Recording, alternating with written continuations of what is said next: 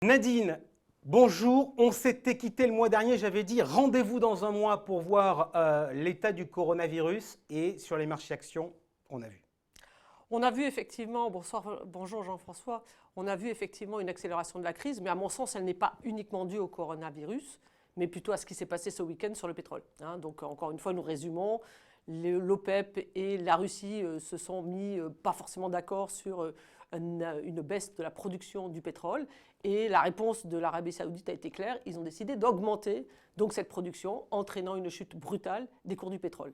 Et c'est ce facteur-là qui a le plus fait accélérer les marchés à la baisse, surtout sur la séance de hier, donc de lundi.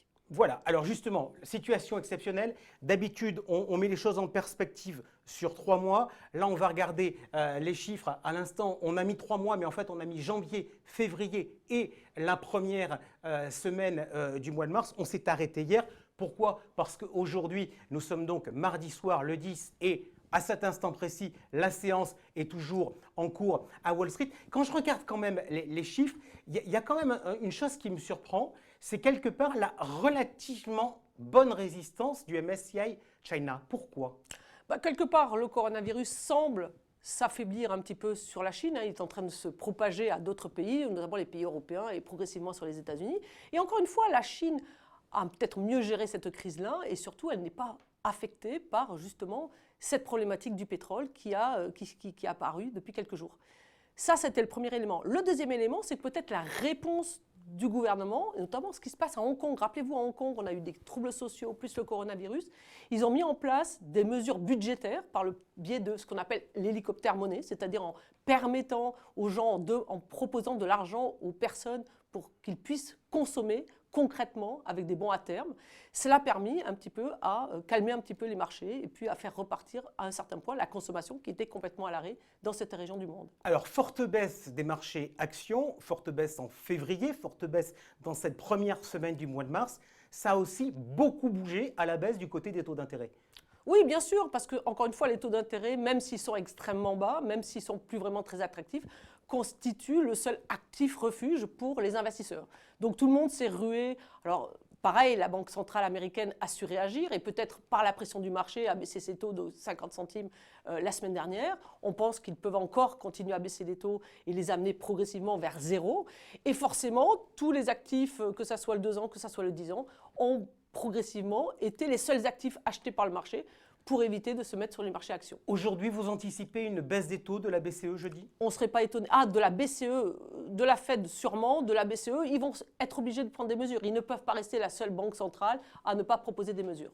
Ok, alors ça c'est l'état des marchés. Maintenant je voudrais qu'on regarde, parce que c'est l'exercice tous les mois dans ce point marché, l'allocation d'actifs qui est la vôtre. Alors si on regarde les chiffres, à fin février, on avait une performance qui était négative de 1,8%. Vous avez fait des calculs plus récents après la première semaine de mars? Oui, on est à peu près, à vendredi, on serait à peu près autour de -3, -3,20.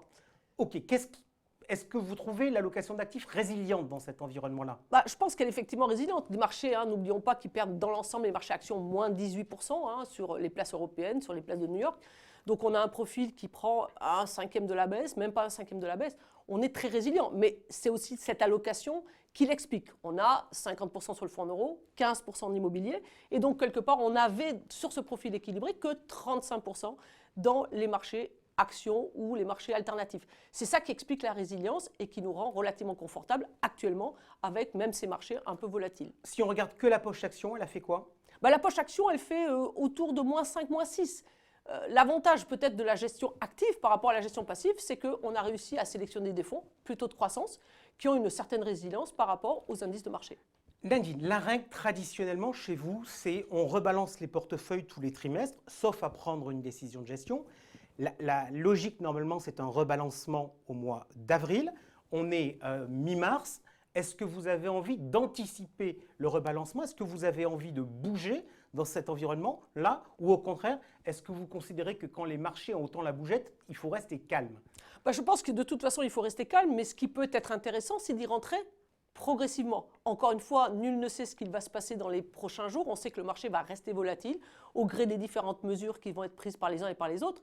Et je pense que la règle qui peut être intéressante, c'est progressivement de commencer peut-être à rentrer. Donc oui, on va anticiper dans une certaine mesure le rebalancement qu'on aurait fait au mois d'avril, mais on ne va pas forcément tout mettre aujourd'hui. Ok, mais plutôt sur quelle classe d'actifs? On va, si vous voulez bien, re-regarder, parce qu'on est passé tout à l'heure très rapidement là-dessus sur l'évolution des taux d'intérêt, et on constate sur la dernière ligne qu'il y a des tensions majeures sur le high yield européen, avec désormais un spread qui est supérieur à 450 points de base. Aujourd'hui, vous allez avoir envie de revenir sur quel type de classe d'actifs? Des actions, des obligataires high yield? Qu'est-ce qui vous tente le plus? Ce qui nous tente le plus, c'est de rester un petit peu sur la tendance qu'on a pris ou le pari qu'on a pris depuis quelques mois, c'est-à-dire de rester sur des actifs qui sont toujours chers, mais qui ont montré leur résilience dans la baisse, c'est-à-dire les actions de croissance.